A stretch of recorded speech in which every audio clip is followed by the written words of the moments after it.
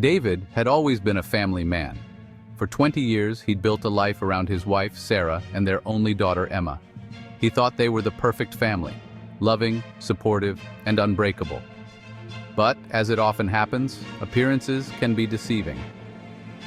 For the past few months, Sarah had been acting strangely, coming home late, secretive phone calls, and sudden business trips that didn't align with the schedules David knew well. Emma, usually the apple of his eye, seemed to be hiding something too. She had become distant, more evasive when he asked about her plans or where she had been.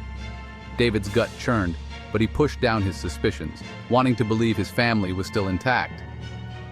One evening, after another one of Sarah's late-night meetings, David couldn't shake the feeling that something was terribly wrong.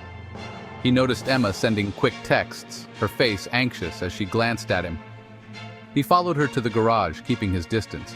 She was on the phone, whispering, but loud enough that he caught pieces of the conversation. "Don't worry, Mom. Dad suspects nothing." David froze. What was she talking about? His heart pounded as he realized his worst fear. His daughter was in on whatever Sarah was hiding.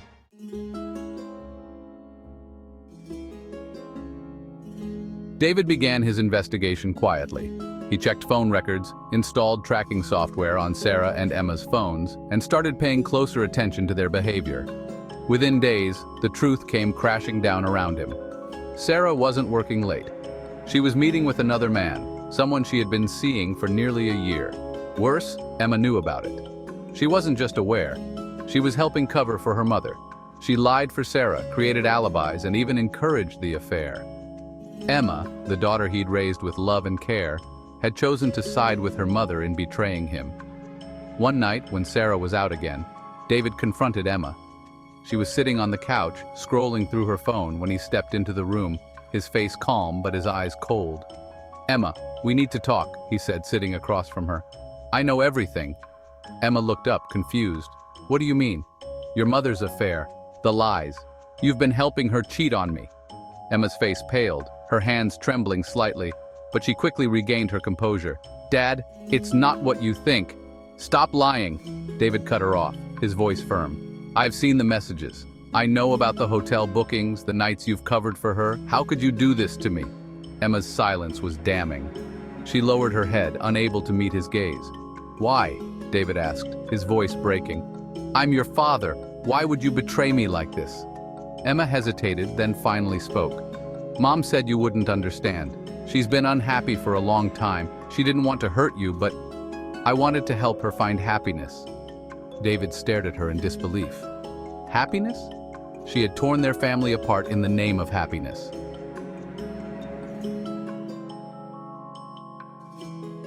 The betrayal hit David like a sledgehammer. It wasn't just Sarah's infidelity, it was the realization that his own daughter had conspired against him. For days, he was a man on the edge, torn between grief and anger. But eventually, that anger hardened into something else: revenge. David knew he couldn't confront Sarah and Emma outright. They'd only deny it, and any direct confrontation would leave him emotionally wrecked. Instead, he devised a plan, a way to expose their betrayal and take them down without them even seeing it coming. He began gathering more evidence, recording phone conversations, taking screenshots of incriminating messages, and tracking their movements. Quietly, methodically, he prepared his revenge. On the outside, he pretended everything was fine. He smiled at dinner, kissed Sarah on the cheek when she left the house, and asked Emma about her day, all while knowing they were playing him for a fool. Inside, however, he was planning their downfall.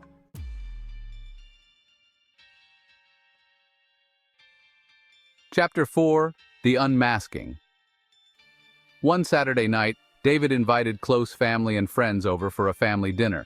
Sarah and Emma, oblivious to what was coming, were their usual selves, laughing, chatting with guests, unaware that their world was about to come crashing down.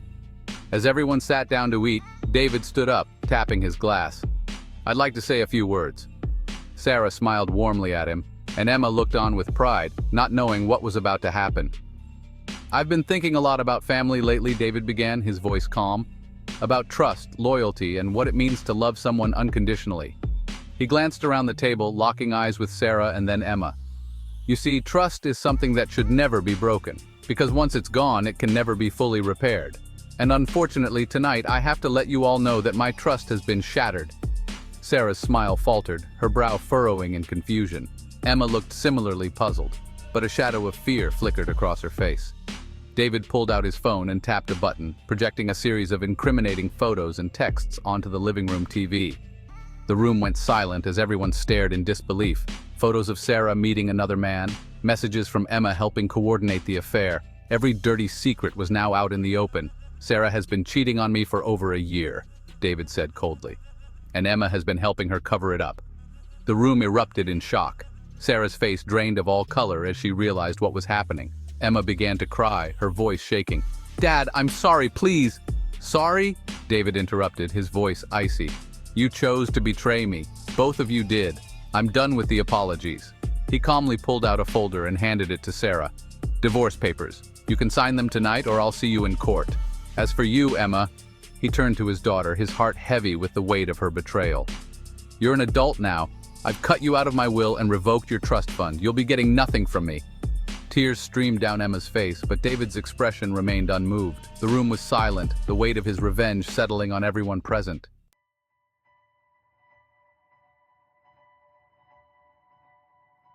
Chapter 5. Aftermath. In the weeks that followed, the fallout was swift. Sarah moved out, humiliated and broken. The divorce was quick, with David taking the majority of the assets. Emma, left with nothing, tried to apologize, but David's heart had hardened beyond repair. For him, it wasn't about forgiveness anymore. The betrayal of both his wife and daughter had cut too deep. Revenge had been served cold, and now he was free. Free from the lies, free from the betrayal, and free to rebuild his life without the people who had torn it apart. In the end, David found peace in knowing that they had lost everything they had taken for granted. The family they had betrayed was gone forever, and they had only themselves to blame.